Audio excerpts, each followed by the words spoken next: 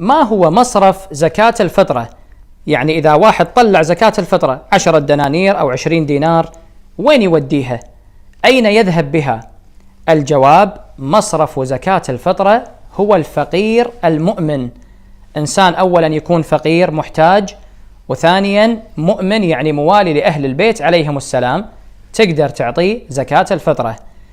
طبعا الفقير أخواني إشارة سريعة جدا، الفقير مو لازم يكون حالته حالة وثيابه ممزقة حتى تعطيه.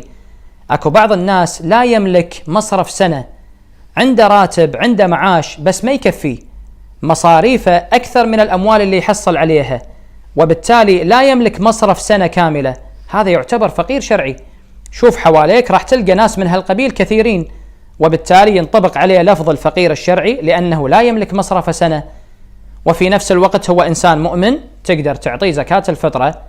لكن هناك 3 شروط: أولا أن لا يكون تاركا للصلاة، ثانيا أن لا يكون شاربا للخمر، ثالثا أن لا يكون متجاهرا بالفسق.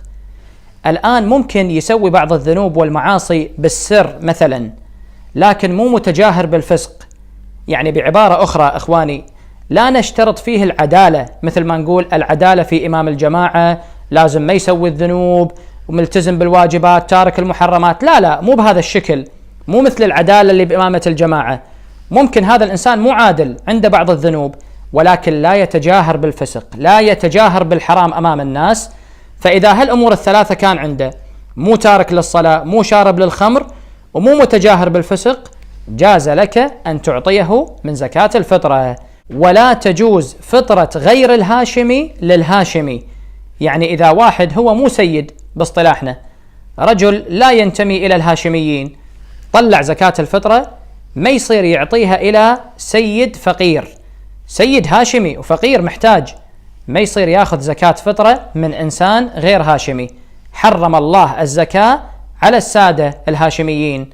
نعم إذا كان الدافع هاشميا، فالإنسان هو أساسا سيد والله عز وجل موسع عليه وغني، فجاي يدفع زكاة الفطرة، هنا يقدر يعطي زكاة الفطرة لإنسان سيد مثله، فقير طبعا لازم يكون، ويقدر يعطيها لإنسان من عوام الناس غير سيد.